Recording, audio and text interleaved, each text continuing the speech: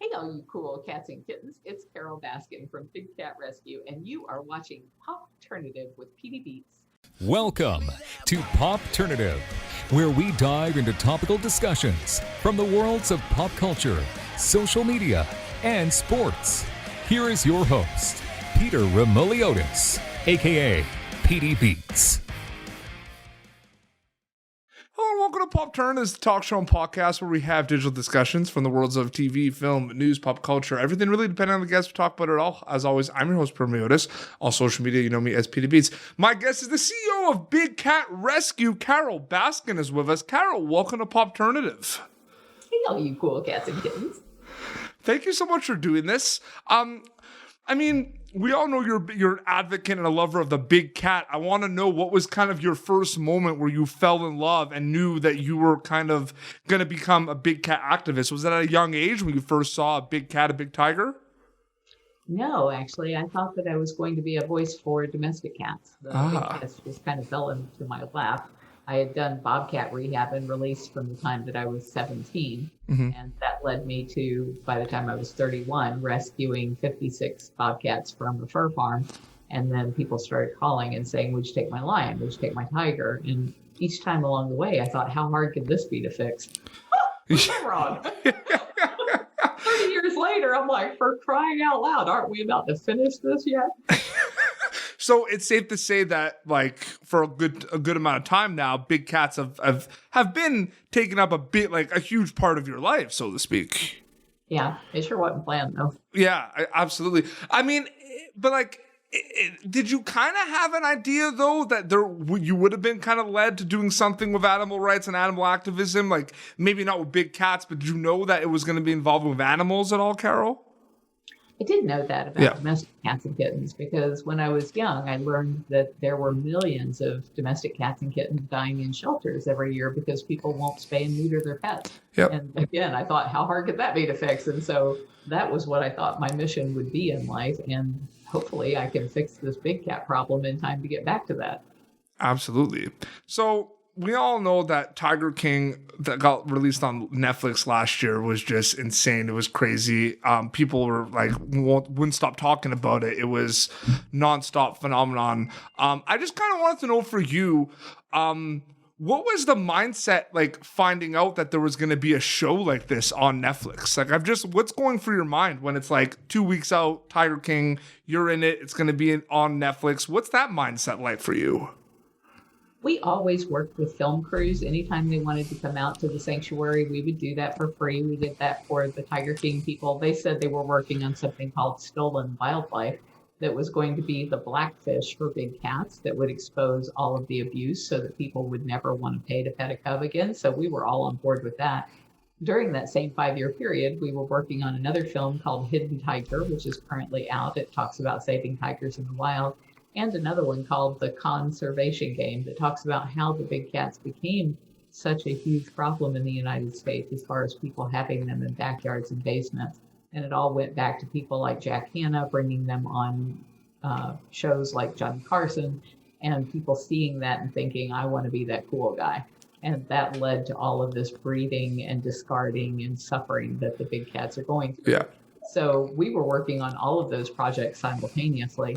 And then a few days before Tiger King came out, we started seeing the trailers for it on Netflix. And we contacted the people we had been working with. And everybody in this industry knows each other.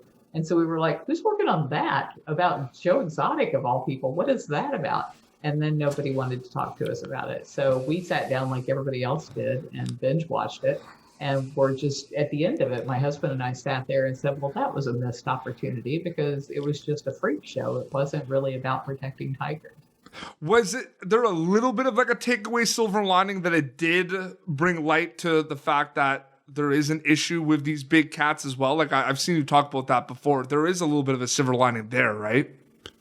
There was one scene in Tiger King where this mother tiger is giving birth and they reach in there, a bunch of these guys at the GW Zoo reach in there with this metal hook and they're pulling the baby away from her as she's giving birth and then dragging it through the wire. And they're deciding, oh, it's a female. It's very valuable to us to use as a pay-to-play prop. And that one scene it just shocked people around the world. They Yep. could not believe this kind of thing was happening. Hmm. And when they saw it, they reached out and said, "We don't want this anymore. We want to fix this. We want to end this." So that was the one silver lining, is that people have really gotten behind our federal bill, which bans the cub petting, which is what drives almost all of the abuse. And it phases out private ownership so that people who have them can keep them. They just can't buy or breed more. Absolutely. And last year when Tiger King came out, it was the start of the pandemic. So I think that had to do with, there was a lot of eyes because everyone was at home and it was right there for them to watch. And, of course, you and your husband have been dealing with this. I mean, the amount of theories, memes, and GIFs out there, it just seems to never stop. Like, how have you kind of been dealing with that aspect of it? Like, it's just like nonstop. You did Dance with the Stars, you've done a lot of press and everything, but it's just kind of this like waterfall, I feel like, of stuff, right, Carole? Well, if you can imagine, if somebody were saying all of those same things about you that they were saying about me, you'd be saying to yourself, but that's not me, so I'm not going to take that personally. Yeah. But if they were saying those things about your mother or about somebody you love, then it becomes very difficult for you. So for me, it wasn't hard, but for my family, it was very hard because they felt like there was some need to protect my honor. And that wasn't necessary at all, but I could understand if it were my mother or my husband, I'd be feeling the same way. Yeah, I know. It's crazy. And I just, very quickly, what was it? You were on Dancing with the Stars. What was that experience like for you? Because that's another like reality TV show, right? That was the hardest thing I've ever done physically.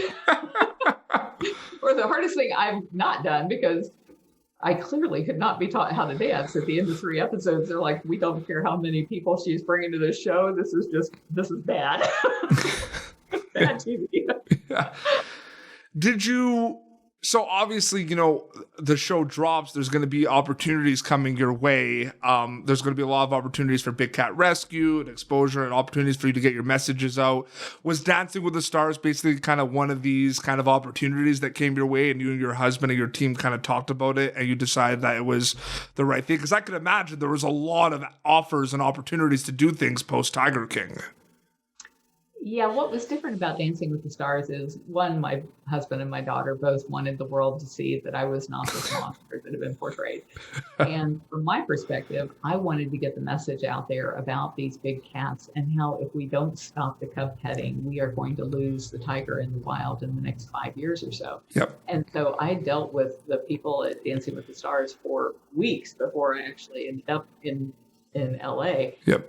Working on how can we get this message out, and they said that I could do it during their program, and they would arrange media for me to talk to during the course of the season. And even after they scratched me from the show, they still sent media to me to talk about the important issues. So they were absolutely wonderful to me, and everybody on that show is just amazing. They are such sweet people and have become lifelong friends. Absolutely. You said, you watched, you and your husband, your family, you watched Tiger King. Was it a one and done, and of you watching it? Was that one time, or did you ever go back and rewatch it, or was like one time enough for you? The first time I watched it, when I got through, I was just like, well, that was bizarre. And then my phone started ringing, and it rang for like 3 months straight. Every 2 minutes, it was somebody screaming obscenities at me. And I thought, all right, well, I must not have gotten whatever it was that people saw in Tiger King that made them so angry they would look me up to call me all these names. And so I watched it again and again, and I probably watched it like 7 times. But what I did the last time was I went through minute by minute, and I said, okay, when you guys were seeing this on the screen, yeah, and these things were happening, here's what the truth was behind that, and here's the evidence that proves what I'm saying is the truth. And I posted all of that at bigcatrescue.org/Netflix. And so I think that has helped a lot too. People were caught up in it at the moment because they were only being presented with lies. They weren't being presented with actual evidence, like all of the evidence that convicted Joe Exotic. I mean, he only had to fool one person in that jury. He couldn't even fool one of them because there was so much evidence against him. But people didn't see that in Tiger King. What they got was that he was set up and that he was this likable guy. And so I think that page really helped a lot. Is it also crazy to you that, you're doing your stuff with Big Cat Rescue and everything, and there's, all these like news headlines and things you're tagged, like you're on social media, you're active on social media, you're tagged in all these like headlines and everything. Have you got used to kind of blocking it out and maybe paying attention to ones you think are important to pay attention to, because there's going to be a lot of stuff out there, right? Yeah, well, I think it's interesting that you mentioned the headlines, because the headlines and the actual stories are usually way apart. And it seems like most people just read the headlines. So there were so many cases where if you read the headlines, you'd believe one thing, but if you actually read the story, you might believe something completely different. And even in the cases of the stories, again, you're at the mercy of them wanting to write stuff that people want to read. And if it's not entertaining, then it's not going to make the final print. Yeah, no, absolutely. Can you talk a little bit about like what's going on lately with Big Cat Rescue? You're on social media, you're doing a lot of things. Is there anything you could tell us and plug away of what you've been up to with Big Cat Rescue lately, Carole? I'm really excited about cryptocurrencies. I have been since 2018. And we've actually since, probably back 2014 or so, we're interested in virtual reality and augmented reality. And so in January of 2020, I was hiring a company to create a virtual reality game. So you put on a headset, Yep. and you are transported to a forest where a tiger has gone missing, and the game warden enlists your help in finding her, and you go through this entire thing, and you manage to find she's been snared by poachers, and you release her back to the wild. We were also working on, and that game came out in June of 2020. And I was so excited. We had spent $40,000 on building this. It was the first of its kind ever.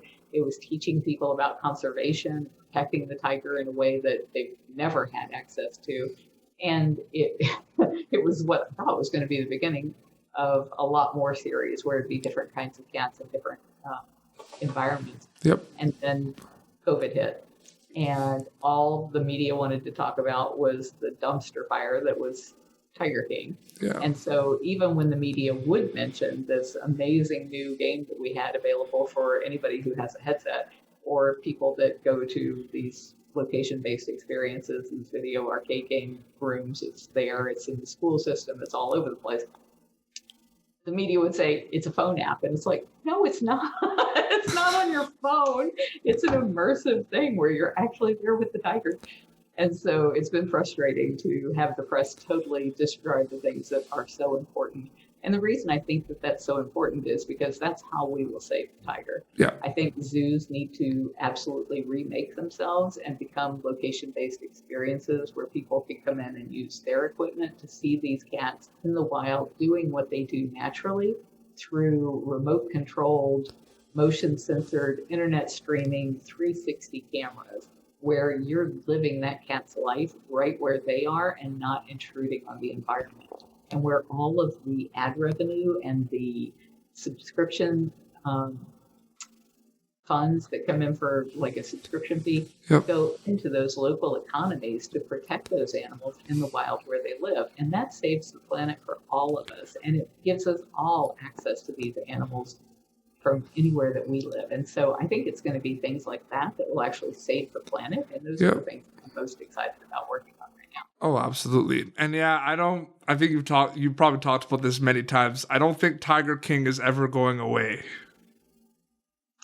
I don't know about that. I think it was a perfect storm, like you mentioned. We were all sent to our rooms by Mother Nature for the wretched way we had dealt with wildlife. And now we're sitting there being told we're going to hear something about tigers, and what we get is this dumpster fire. Yeah. And so I think that... No, because I was just saying when you were talking about the app and everything, people were just focusing on like the Tiger King. It was just more of a comment on what you said about like when you had all these like ventures and everyone were just kind of focusing on like the Tiger King stuff. Yeah. I think another thing that's going to make that not as popular as it was at the time is as all of the other stars of Tiger King end up in jail for all of the wretched things they're doing to exotic animals, which I think is on the horizon. If you think about it, Tim Stark, he's already been sued by the Department of Justice and lost all of his animals. Jeff Lowe has been sued by the Department of Justice and the USDA and has lost almost all of his animals, and I'm hoping that they're going to take the rest of them. Doc Antle has been sued by the Department of Justice and in Virginia, and I'm hoping that there are some federal things that are coming down the pike. I'm not sure, but I think that there might be something coming down the pike there. And so seeing that all of this glamorizing of cub petting and all of the lies that people were told about this being conservation, valuable to saving the animals, that people will see through it now. Yeah. And they'll look back on Tiger King as, how on earth did I ever fall for all of that? For sure. No, absolutely. Carole, I wanted to thank you so much for your time and for coming on Popternative. I really appreciate it. Thank you so much for having me. So yeah, people can follow you on social media, and they can go to bigcatrescue.org, correct? Yes. And they can keep up and follow everything you're doing on the website and Instagram as well, right? We're everywhere in Big Cat Rescue. Absolutely. It's good that you have that consistency on all the Twitter handles. Yeah. Which is awesome. Well, this has been Popternative, youtube.com/Popternative for previous episodes. Until next time, this is Carole Baskin and Pity Beats signing off. Thank you for tuning in to Popternative. Make sure to check out our past episodes of Popternative on YouTube. Be sure to like Popternative on Facebook and follow us on Twitter. This has been an Autograph Communications production.